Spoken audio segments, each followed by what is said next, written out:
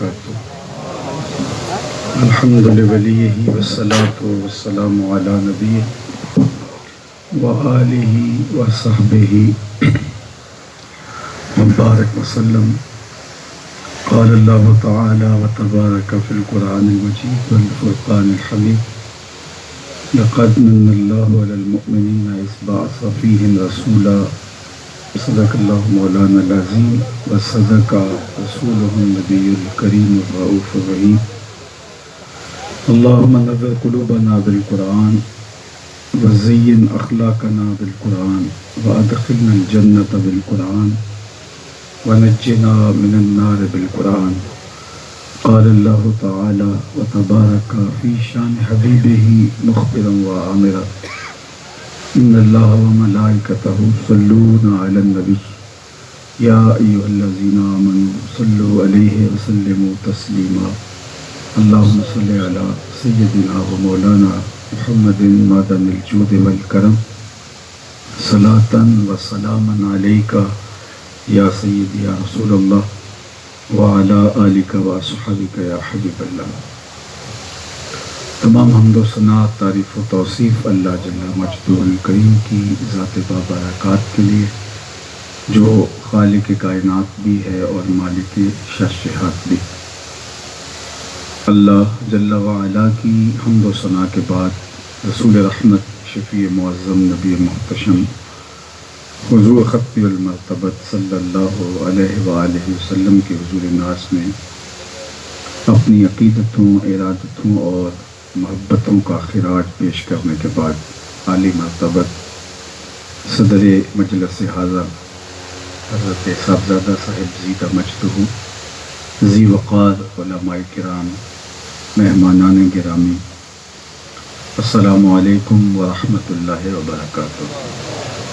آج کی منعقدہ تقریب ہمارے میزبان مکرم جناب چودھری ساجد علی صاحب کے والدین کے ایصال ثواب کے لیے انعقاد پذیر ہے، اور اس کا عنوان حضور نبی رحمت صلی اللہ علیہ وآلہ وسلم کا میلاد ہے۔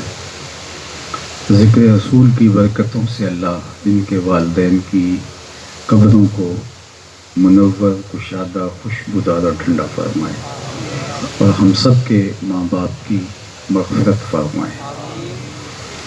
حضور علیہ السلام کا تذکرہ رحمت موسم میلاد ہے، وہ گلی گلی ہو رہا ہے۔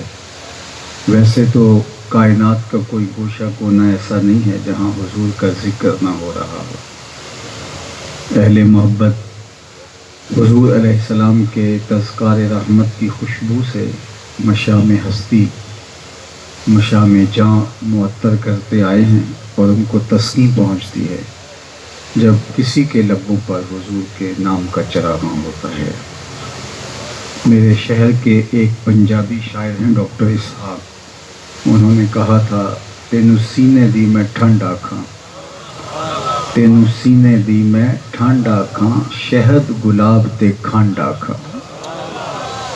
دل آویز اور میٹھا نام ہے، اور روحوں تک اتر جاتا ہے، اور اگر ان کی مدح و توصیف میں کچھ نہ کہا جائے، صرف ان کا نام لے لیا جائے، تو یہی ان کی مدح و ثنا ہے، کیونکہ محمد ہوتا ہی وہ ہے جس کی بار بار تعریف کی جائے۔ قریش مکہ نے باہم بیٹھ کر کے کہا کہ تم عجیب لوگ ہو، محمد بھی کہتے ہو اور عیب جوئی بھی کرتے ہو، تم تو اہل زبان ہو، تمہیں تو پتہ ہے اس لفظ کا مفہوم کیا ہے، تو اگر عیب جوئی کرنی ہے، سب و شتم کرنا ہے، تو پھر نام بدل لو، اور اگر یہی لفظ بولنا ہے تو پھر ممکن ہی نہیں ہے کہ یہ لفظ بول کر اعانت کی جائے، تو تم تو اس مضمون کو سمجھتے ہو۔ تو انہوں نے کہا ٹھیک ہے، ہم آج کے بعد محمد نہیں کہیں گے، مزمم کہیں گے، اور اس طرح مزمم کہہ کے اپنے دل کے خوب سے باطن کا اظہار کرنے لگے۔ تو کسی نے آ کے حضور علیہ السلام کو بتایا، صحیح بخاری میں یہ روایت موجود ہے، تو آقا کریم علیہ السلام نے اس کی پریشانی دیکھی تو کہا، تم کیوں پریشان ہو؟ خدا نے دیکھا نہیں قریش کے منہ کو کیسے پھیر دیا، یشتمون مزمما و یلعنون مزمما وانا محمد صلی اللہ علیہ وسلم۔ وہ فرمایا وہ کسی مزمم کو گالیاں دے رہے ہیں، میرے رب نے تو مجھے محمد بنایا ہے۔ تو محمد ہوتا ہی وہ ہے جس کی بار بار تعریف کرے، تعریف کرنے والا تھک جائے تعریف ختم نہ ہو، قلم ٹوٹ جائیں، زندگیاں لد جائیں، لیکن تعریف ختم نہ ہو۔ تیرے اوصاف کا ایک باب بھی پورا نہ ہوا، زندگیاں ختم ہوئیں اور قلم ٹوٹ گئے، ساری زندگی بھی ان کے نام کا چراغاں کرتے رہے۔ میں تو یہ بات کہا کرتا ہوں میلاد کے موسم میں کہ ہمارے بدن پہ اتنے بال نہیں ہیں جتنے رسول اللہ کے احسانات ہیں۔ ہمارا بال بال قرض رسالت میں جکڑا ہوا ہے، ساری زندگی بھی ان کے نام کا چراغاں کرتے رہیں، حق کے شکر پھر بھی ادا نہ ہو۔ اللہ اکبر۔ اور یہ ہمارے لیے اعزاز ہے، فخر ہے ہمارا کہ ہمیں ان کی مدح و ستائش کی توفیق نصیب ہوئی ہے۔ یہ اللہ کا انتخاب ہوتا ہے کہ وہ کس کو یہ توفیق عرضاں فرماتا ہے، کس کے لیے یہ مقسوم ہوتا ہے کہ ان کی مدح میں زبان کھولے۔ اللہ اکبر۔ چلو میں تمہیں سب سے پہلے ایک مجلس میں لیے چلتا ہوں جو دور رسالت مآب صلی اللہ علیہ وآلہ وسلم میں ہی انعقاد پذیر ہوتی۔ مسجد نبوی کا صحن صحابہ سے جگمگ جگمگ کر رہا ہے اور مجلس بپا ہے حضور کے ذکر کی، شکرانے کی، حمد و مدح و ثنا کی۔ تو آقا کریم خود جلوہ گر ہو جاتے ہیں۔ کیا خوش نصیب لمحے ہوں، کیا گھڑیاں تھیں کہ جس مجلس میں خود حضور جلوہ فراز ہو جاتے ہیں۔ تو صحابہ بیٹھے تھے تو تشریف فرما ہوئے، کہا ما اجلسکم، تمہیں کس چیز نے بٹھا رکھا ہے؟ ما اجلس، جلسہ کاہے کا ہے، کیوں بیٹھے ہو؟ تو انہوں نے جو جواب دیا وہ سنیے۔ انہوں نے کہا جلسنا نذکر اللہ ونحمدہ علی ما ہدانا لدینہ ومن علینا بک۔ ہمارے بیٹھنے کا مقصود یہ ہے کہ ہم اللہ کی حمد بول رہے ہیں، اس کی تعریف کر رہے ہیں، اس کا شکر بجا لا رہے ہیں اس بات پر کہ اس نے ہمیں ہدایت دین دی اور آپ کی صورت میں ہمارے اوپر انعام فرمایا۔ وَمَنَّ عَلَيْنَا بِكَ، آپ کی صورت میں ہمارے اوپر انعام فرمایا۔ اب آپ سے اگر کوئی یہ پوچھے کہ کیوں بیٹھے ہو، دوپہر سے لے کر اب تک عصر ہونے کو ہے تو کیوں بیٹھے ہو، تو آپ کا برجستہ جواب یہی ہوگا حضور کا ذکر سننے آئے ہیں، تو بات یہی ختم ہو جاتی ہے۔ لیکن آپ سے کوئی اس پر حلف لے تو آپ کو تعجب ہوگا۔ فرمایا کیوں بیٹھے ہو؟ کہا کہ اللہ کی حمد بولنے بیٹھے ہیں، اللہ نے آپ کی صورت میں جو انعام فرمایا ہے اس پر شکرانہ ادا کرنے بیٹھے ہیں اللہ کا۔ تو فرمایا کیا قسم دے سکتے ہو کہ اسی لیے بیٹھے ہو، حلف اٹھا سکتے ہو؟ تو صحابہ کو حیرت تو ہوئی ہوگی، لیکن انہوں نے برجستہ کہا جی حضور ہم حلف اٹھا سکتے ہیں۔ تو یہ صرف بات تک محدود نہیں رہی بات، بلکہ فرمایا اچھا پھر حلف دو۔ باقاعدہ صحابہ نے قسم اٹھائی اور حضور نے ان سے قسم لی۔ جب قسم لے چکے تو ان کے چہروں پہ پھیلا ہوا استعجاب دیکھا اور کہا کہ یہ جو ابھی میں نے قسم لی ہے یہ کسی تہمت کی بنیاد پر نہیں تھی، تمہاری قول کی صداقت پر مجھے کوئی شک نہیں گزرا تھا کہ میں نے قسم سے تصدیق چاہی ہو، بلکہ ماجرا کچھ اور تھا، اور وہ یہ کہ تم یہاں بیٹھے تھے، میں حجرے میں تھا، اتانی جبریل علیہ السلام، میرے پاس جبریل امین حاضر خدمت ہوئے، فاخبرنی ان اللہ یباہی بکم الملائکہ، انہوں نے مجھے کہا محبوب ذرا باہر تو نکل کے دیکھو، آپ کے صحابہ کے اس عمل پر اللہ فرشتوں میں ناز کر رہا ہے۔ وہ عمل کیا تھا جس پہ رب رب ہو کے فرشتوں میں فخر کر رہا ہے؟ صحابہ مل بیٹھ کے حضور کی آمد پر اللہ کا شکرانہ ادا کر رہے ہیں۔ اللہ کی رحمتوں سے کوئی بعید نہیں کہ آج کی مجلس بھی قبول کر لی جائے اور اللہ فرشتوں سے کہے کہ دیکھو صدیاں بیت گئی، یہ آج بھی بیٹھ کر اس نعمت کا شکرانہ ادا کر رہے ہیں، اور ہو سکتا ہے یہ میری اور آپ کی بخشش کی ضمانت قرار پائے۔ باقی میں نے عرض کیا کہ ساری زندگی بھی پیشانی سجدے میں رکھ کے اس نعمت کا شکرانہ ادا کرتے رہیں، حق کے شکر ادا ہو ہی نہ پائے۔ اتنی بڑی نعمت جو حضور علیہ السلام کی صورت میں اللہ نے ہمیں انعام فرمائی۔ خدا شناسی تو بڑی دور کی بات ہے، ہم خود شناس بھی نہ ہوتے اگر حضور تشریف نہ لاتے، من سے آگہی نہ ہوتی، اپنی ذات سے ہمیں شناسائی نہ ہوتی اگر وہ جلوہ گر نہ ہوتے۔ مجھے آپ بتائیے، انسان اشرف المخلوقات ہونے کے باوجود وَلَقَدْ كَرَّمْنَا بَنِي آدَمَ کا تاج سر پہ سجا ہے، پتھروں کو، درختوں کو، حشرات الارض کو، چوپایوں کو، مظاہر فطرت کو کہاں کہاں اپنی پیشانی کا تقدس پامال نہیں کرتا رہا۔ اس نے بہتے پانیوں کو خدا مانا، جلتی آگ کو معبود سمجھا، مٹی کے مادموں کو اور پتھر کے اصنام کو اپنا خدا سمجھا ہے۔ یہ تو درختوں کو اپنا خدا مانتا رہا ہے، پوری کائنات کا چرخ انسان کے گرد گھوم رہا ہے، اور لیکن یہ ان کو اپنا معبود مان رہا ہے۔ یہ تو میرے حضور نے آ کے بتایا کہ یہ تیرے معبود نہیں ہو سکتے، تیری دہلیز کے نوکر ہیں۔ سورج کو اس لیے پوچھتا ہے کہ یہ میرا معبود ہے، نہیں، یہ تو تیری راہوں میں روشنی اجالنے کے لیے بنایا گیا ہے۔ درختوں کو پوچھتا ہے، یہ تو تجھے آکسیجن فراہم کرنے کے لیے، تجھے چھاؤں دینے کے لیے، تجھے پھل دینے کے لیے، تیرے ایندھن کے کام آنے کے لیے بنایا گیا، تو ان کو معبود سمجھ بیٹھا ہے۔ یہ جانوروں کو اپنا خدا مان رہا ہے، یہ تو تیری سواری کے لیے، تیری بار برداری کے لیے، ذوق نظارہ کی تسکین کے لیے پیدا کی گئے، اور تو ان کو معبود بنا رہا ہے۔ نہیں تو دیکھ، چاند کو خدا مانتا ہے، یہ دیکھ انگلی اٹھتی ہے وہ ٹکڑے ہو کے قدموں میں آتا ہے۔ سورج کو مانتا ہے، یہ دیکھ اشارہ ہوتا ہے وہ بھاگتا ہوا عصر کے وقت پہ آتا ہے۔ درختوں کو پوچھتا ہے، چل میں نہیں، تو جا کے کہہ دے تمہیں اللہ کا رسول بلا رہا ہے۔ اب انسان کی آنکھیں کھلی کہ میں کس کے گرد گھوم رہا تھا اور یہ کائنات کس کے گرد گھوم رہی ہے۔ اے تماشا گاہ عالم روئے تو کجا بہرے تماشا می روی، دنیا تو تیرا طواف کر رہی ہے، تو کس کے گرد گھوم رہا ہے۔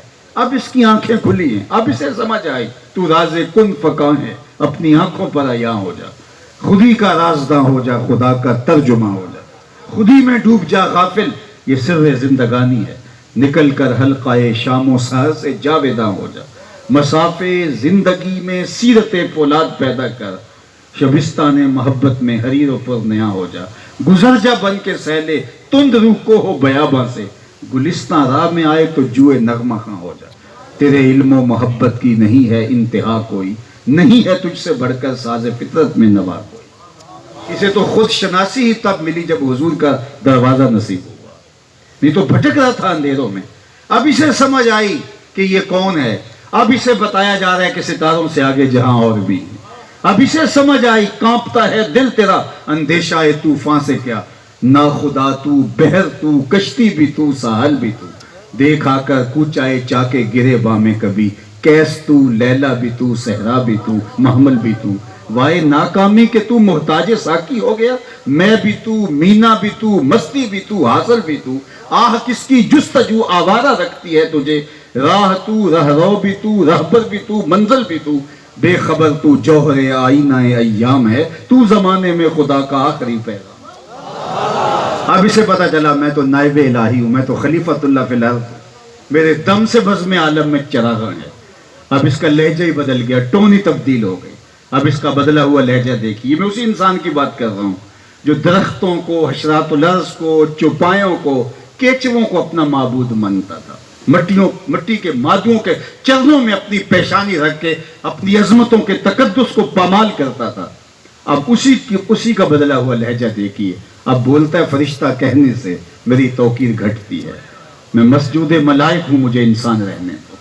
کہتا خبردار، مجھے فرشتہ بھی کہا، فرشتوں کی پیشانیاں تو میرے حضور جھکتی رہی، تو یہ روشنی ملی کہاں سے، یہ اجالے ملے کہاں سے، یہ نور کہاں سے ملا؟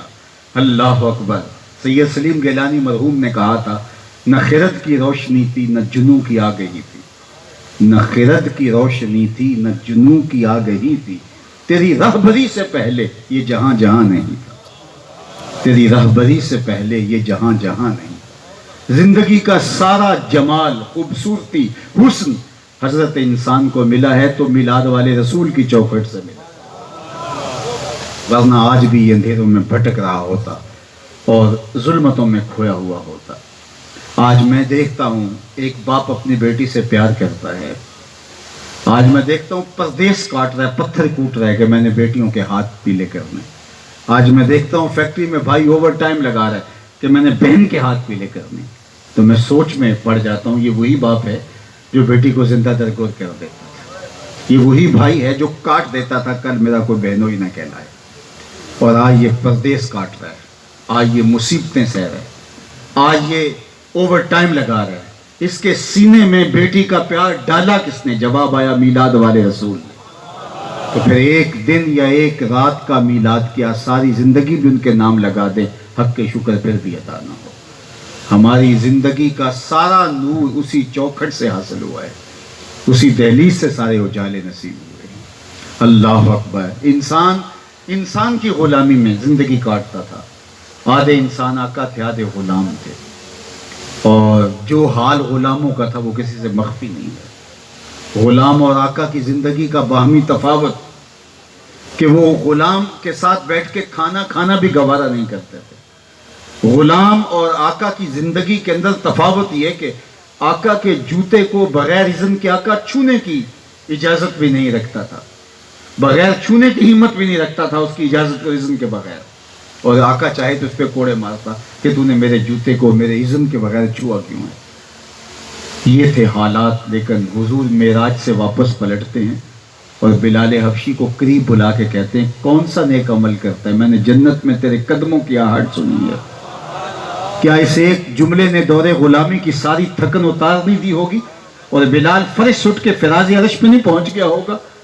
جو آقا کے جوتے کو چھونے کی ہمت بھی نہیں رکھتا اور اس کو یہ بھی اجازت نہیں ہے، اس کو کونین کا سردار کہہ رہا ہے میں جنت میں تیرے قدموں کی آواز سنتا۔ اللہ اکبر۔ اقبال نے کہا تھا نا غلامی کیا ہے ذوق حسن و زیبائی سے محرومی، جسے زیبا کہیں آزاد بندے ہیں وہی زیبا۔ بھروسہ کر نہیں سکتے غلاموں کی بصیرت پر کہ دنیا میں فقط مردان حر کی آنکھ ہے بینا۔ غلام کی حیثیت کیا ہوتی ہے، اوقات کیا ہوتی ہے؟ اور آپ نے یہ سنا کہ حضور تشریف لائے تو غلامی کی زنجیریں ٹوٹنے لگیں۔ سویبہ نے آ کے جب ابو لہب کو بتایا کہ تیرے مرحوم بھائی کے گھر بیٹا ہوا ہے تو اس نے کہا کہ جا تو آزاد ہے، تو پھر اس کا جو فائدہ اس کو ہوا یہ ایک الگ عنوان ہے، لیکن میں آپ کی توجہ جس سمت لے جانا چاہتا ہوں وہ یہ کہ ابھی حضور نے صحن کائنات میں قدم رکھا ہے، ابھی غلامی کی زنجیریں ٹوٹنے لگیں۔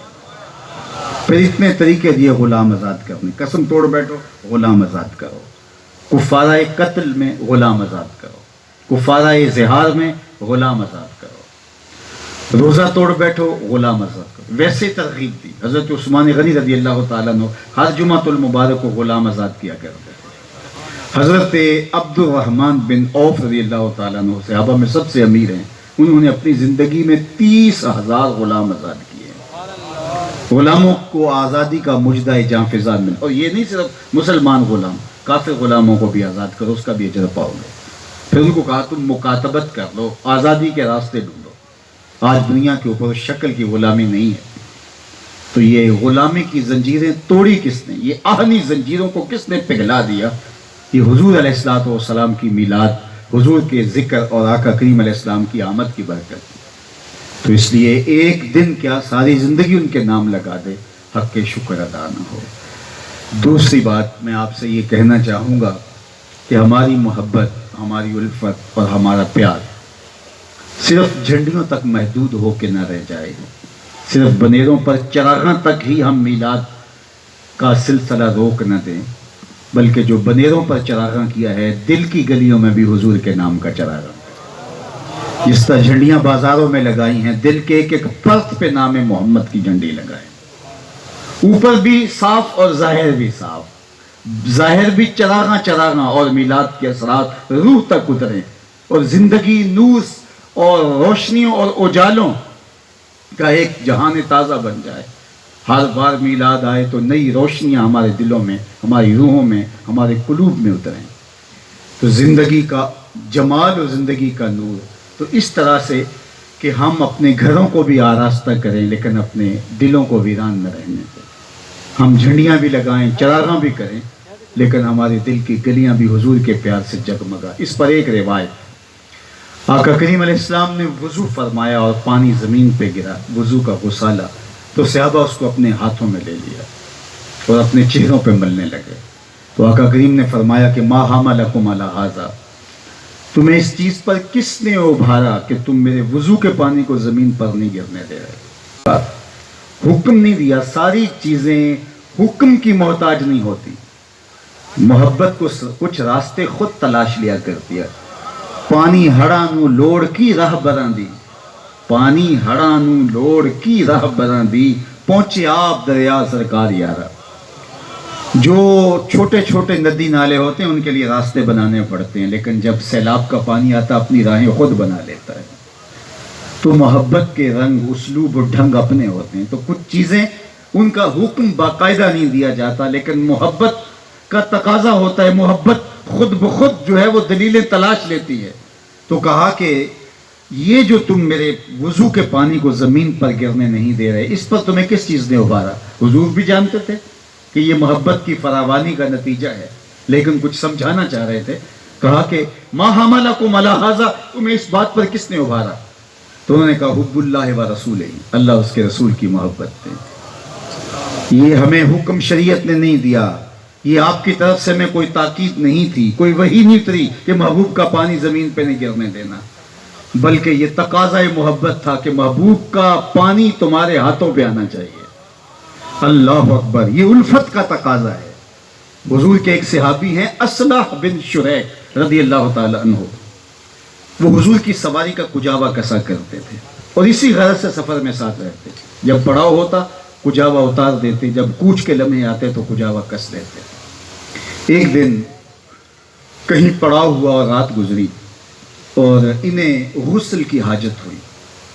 غسل کرنے لگے تو پانی اتنا ٹھنڈا تھا کہ انہیں محسوس ہوا کہ یہ تو جان لیوا ثابت نہ ہو، اور ادھر کوچ کے لمحے قریب آ گئے۔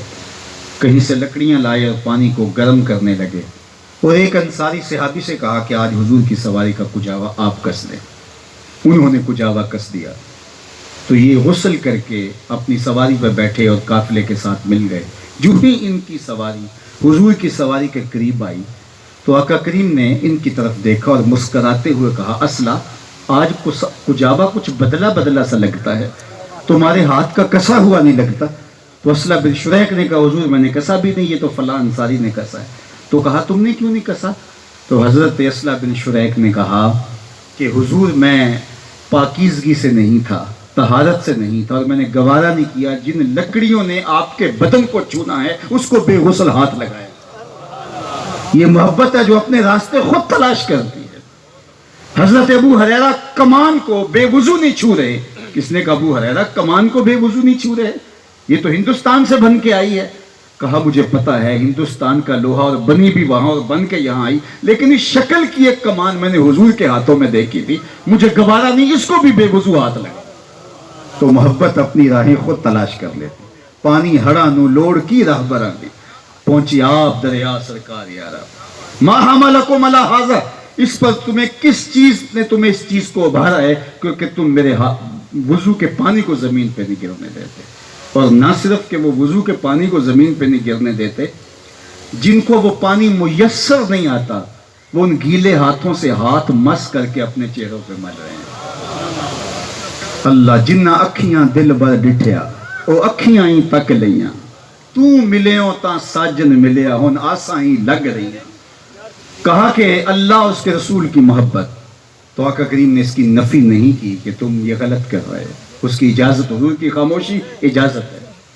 کیونکہ اگر نبی خاموش ہو اور حضور کے سامنے کوئی امر کیا جائے تو وہ حدیث تقریری بنتی ہے، اور اگر جواز نہ ہو تو نبی کی ذمہ داریوں میں شامل ہے کہ نبی کلام فرماتا ہے۔ حضور کے بیٹے کا انتقال ہوتا ہے، سورج کو گرہن لگ گئی تو صحابہ نے کہا حضور کے بیٹے کے وصال پر سورج نے بھی سوگ بنایا ہے، تو حضور خاموش نہیں رہے۔ بلال حبشی کو کہا ممبر بچھاؤ، ممبر بچھایا گیا تو آقا ممبر پہ جلوہ فراز ہوئے۔ وَإِنَّ الشَّمْسَ وَالْقَمَرَ آیَاتَانِ مِنْ آیَاتِ الرَّحْمَانِ لَا يَخْسِفَانِ بِمَوْتِ أَحَدٍ مِّنْكُمْ، سورج اور چاند اللہ کی نشانیوں میں سے دو نشانیاں ہیں، یہ کسی کے مرنے جینے پر ان کو گرہن نہیں لگا کرتا۔ نبی کا منصب ہے۔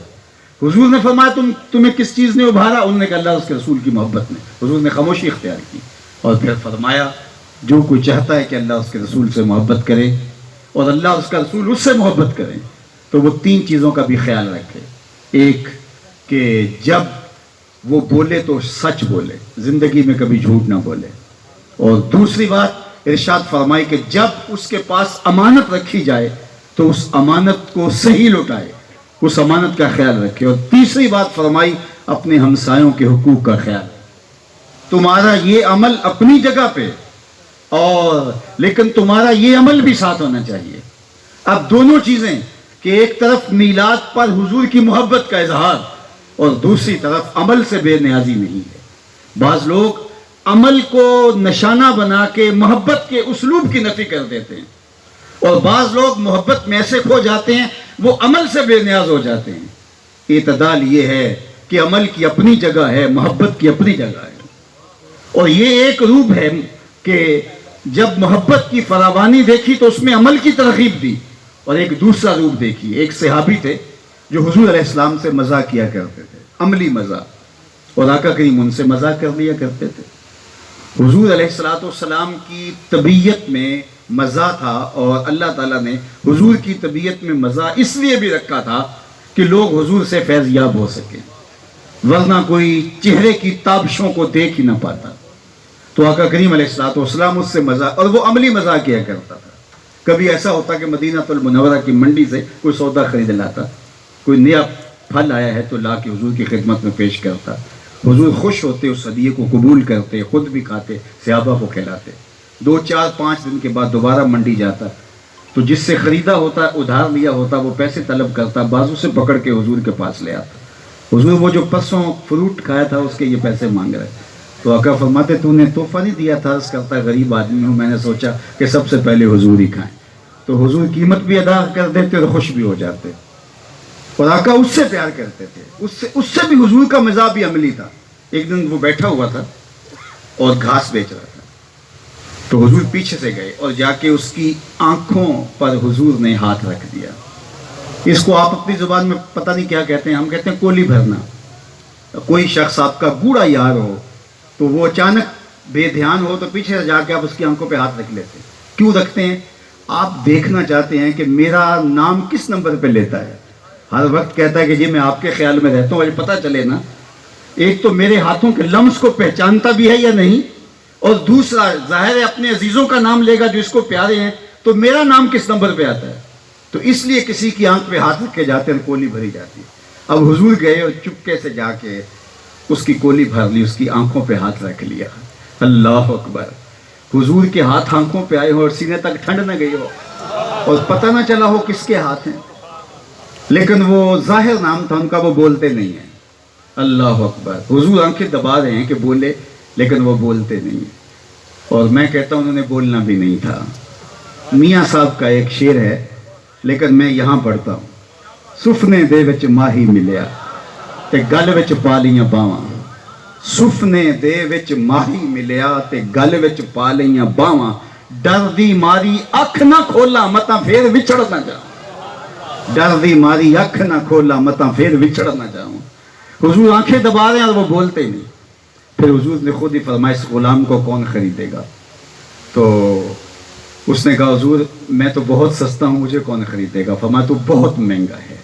اللہ اکبر! تو جاہلیت کے زمانے میں شراب کی عادت تھی، تو چھٹتے چھٹتے وقت کچھ لوگوں کو لگا، تو ایک دفعہ ان سے ایسا واقعہ ہو گیا کہ انہوں نے شراب نوشی کر لی، تو شریعت کی ہاتھ نوشی کے اوپر لگی، کوڑے مارے گئے۔ تو پھر حضور پیار کرتے، مزاق کرتا، کبھی وہ حضور اداس ہو جاتے، صحابہ ڈھونڈ کے بھی سے لے آتے۔ تو 2 مرتبہ ایسا ہوا، تو ایک دن حضور علیہ السلام ان سے مذاق کر رہے تھے، اور انہوں نے پھر دوبارہ کچھ عرصہ گزرا تو پھر دوبارہ جو ہے وہ ان سے وہ واقعہ ہو گیا۔ تو جب ان کو حد جاری کی گئی تو کسی کے منہ سے نکلا کہ خدا تیرے پہ لعنت کرے، اللہ کے رسول تجھ سے اتنا پیار کرتے ہیں تم بار بار شراب پیتے؟ تو بس یہ بات سننے کی دیر تھی کہ حضور کے چہرے پہ جلال آ گیا۔ فرمایا اگر اس نے جرم کیا تو میں نے کوڑے نہیں مروائے، خبردار اگر کوئی ایسی بات کی، یہ وہ شخص ہے جو اللہ اس کے رسول سے پیار کرتا ہے، اللہ اس کا رسول اس سے پیار کرتا ہے۔ اس کا گناہ اپنی جگہ پہ اور محبت رسول اپنی جگہ پہ ہے۔ تو یہ دونوں چیزیں سامنے رکھیں، کسی کی محبت رسول کو نشانہ نہ بنائیں اس کے کسی عمل کی وجہ سے، اور دوسری جانب یہ ارشاد فرمایا کہ اگر یہ کرتے ہو تو اس کو فراموش نہ کرو۔ تو اس طرح سے چلو اور زندگی خوبصورت گزارو، اور حضور کا پیار ہماری روحوں میں اتر جائے، اور یہ سرمایہ حیات ہے، اور اللہ کے محبوب کی محبت، حضور کا پیار، حضور کی الفت، یہ زندگی کا اجالا ہے، زندگی کی روشنی ہے۔ اور اگر کسی سینے کے اندر حضور کا پیار نہیں ہے تو وہ دل پتھر ہے، دل ہی نہیں ہے، دل بنایا ہی محبت رسول صلی اللہ علیہ وسلم کے لیے۔ تو آئیے میں اور آپ اس محفل میلاد میں یہ عزم کر کے اٹھیں کہ اپنی زندگیاں حضور علیہ السلام کے بتائے ہوئے طریق کے مطابق بسر کریں گے. جئیں گے تو حضور کے لیے، مریں گے تو حضور کے لیے، اور زندگی کی آخری سانس تک حضور کی وفاداری میں رہیں گے. اور اگر ہمیں یہ نصیب ہو گیا تو پھر حضور کی بارگاہ میں ہماری یہ قبولیت ہے. اور اگر ہم نے اپنی زندگی کو اپنی خواہشات کے مطابق ہی گزارنا ہے تو پھر ہم دیکھیں کہ ہم کھڑے کہاں ہیں. تو وہ پیار کہ حضور علیہ السلام کے وضو کا پانی بھی زمین پہ نہیں گرنے دیتے، اور اگر وہ چیزیں فراموش ہو رہی ہیں تو حضور کی وہ تنبیہ بھی نگاہوں میں رہے. اللہ تعالی ہمیں دین کو پوری طرح سے قبول کرنے، روحوں میں جذب کرنے، من میں اتارنے کی توفیق ارزانی کرے. کہ محمد سے وفا تو نے تو سب تیرے ہیں، یہ جہاں چیز ہے کیا لوح و قلم تیرے ہیں. اقبال کہتے ہیں حضور سے وفا کر لو پھر قلم بھی تمہارے ہاتھ میں دیں گے اور تختی بھی تمہارے ہاتھ میں دے دیں گے. جو لکھنا ہوا خود ہی لکھ لینا، پھر تمہاری تقدیر کے فیصلے کہیں اور نہیں ہوں گے بلکہ خدا بندے سے خود پوچھے گا بتا تیری رضا کیا ہے. وآخر دعوانا ان الحمدللہ.